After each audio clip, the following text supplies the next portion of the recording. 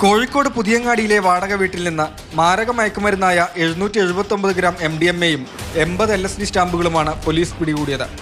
മലപ്പുറം പോത്തുകൽ സ്വദേശി ഷൈൻ ഷാജി, പെരുവണ്ണമൂഴി സ്വദേശി ആൽബിൻ സെബാസ്റ്റ്യൻ, ആലപ്പുഴ പുന്നപ്ര സ്വദേശിനി ജുമ്മി എന്നിവരെ വിവിധ ദിവസങ്ങളിലായി അറസ്റ്റ് ചെയ്തു. ഷൈൻ ഷാജിയെയും ജുമ്മിയെയും ബംഗളൂരുവിൽ നിന്നും ആൽബിനെ കുമളിയിൽ നിന്നുമാണ് പോലീസ് അറസ്റ്റ് ചെയ്തത്. ജുമ്മിയാണ് മയക്കുമരുന്ന് കടത്തിലെ കാരിയർ. ബംഗളൂരുവിൽ നിന്ന് കോഴിക്കോട്ടേക്കുള്ള ബസ്സുകളിലാണ് ജുമ്മി മയക്കുമരുന്ന് കടത്തിയത്. വിൽപ്പനയായിരുന്നു ലക്ഷ്യം.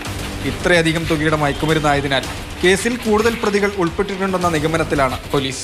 അതിൽ അന്വേഷണം നടത്തുന്നുണ്ട്. വേറെ ആളെല്ലാം പിന്നിലുണ്ടോ കാരണം അതിനെക്കുറിച്ച് ഇൻവെസ്റ്റിഗേഷൻ, നമ്മുടെ ഫൈനാൻഷ്യൽ ഇൻവെസ്റ്റിഗേഷൻ അതിനെ കുറച്ച് സമയം പിടിക്കുന്നുണ്ട്. അതിൽ വേറെ പിന്നിൽ ആളുണ്ടോ അത് ഡെഫിനറ്റ്ലി അതൊന്നും അന്വേഷിക്കാൻ. കാരണം നമ്മുടെ മയക്കുമരുന്നിൻ്റെ കേസുകളിൽ സാധാരണത്തെ കൊമേഴ്ഷ്യൽ ക്വാണ്ടിറ്റി കേസുകളിൽ നമുക്കൊരു 6 മാസം വരെ ഇതുണ്ട്. അതില്ലാത്ത ആളെ നമ്മളിപ്പോൾ ഇതിലെ ഫൈനാൻഷ്യൽ ഇൻവെസ്റ്റിഗേഷൻ സോഴ്സ് കണ്ടുപിടിക്കാൻ വേണ്ടി നമുക്ക് കൂടുതൽ അന്വേഷണം വേണം. അതാണ് നമ്മുടെ പ്രധാന ഉദ്ദേശം. അല്ല, അവിടെ കസ്റ്റഡിയിൽ എടുത്ത് അന്വേഷിക്കും. പിന്നെ അത് ചില സമയത്ത് അവർ പറയില്ലാത്ത നമുക്ക് ഫൈനാൻഷ്യൽ ഇൻവെസ്റ്റിഗേഷൻ കാരണം നല്ലൊരു വിലയിലാണോ വാങ്ങിയത്, അവർ ഇത്ര പൈസ എവിടെ നിന്ന് വന്നു, അത് ഫൈനാൻഷ്യൽ സോഴ്സ് അന്വേഷിക്കണം. ഷൈനും ആൽബിനും ഹോട്ടൽ മാനേജ്മെന്റ് പഠനകാലത്താണ് സുഹൃത്തുക്കളാകുന്നത്.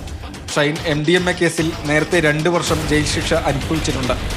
സ്ഥിരമായി ലഹരി ഉപയോഗിക്കുന്ന ജുമ്മി കാരിയറായി ഉണ്ടാക്കുന്ന പണം കൊണ്ട് ആർഭാട ജീവിതം നയിക്കുകയായിരുന്നു പതിവെന്ന് പോലീസ് പറയുന്നു. മെയ് 19-നായിരുന്നു പുതിയങ്ങാടിയിലെ വാടക വീട്ടിൽ നിന്ന് വെള്ളയിൽ പോലീസും ഡൻസാഫും ചേർന്ന് മയക്കുമരുന്ന് പിടികൂടിയത്. പോലീസിനെ കണ്ടയുടൻ വീട്ടിലുണ്ടായിരുന്ന ഷൈനും ആൽബിനും ഓടി രക്ഷപ്പെടുകയായിരുന്നു.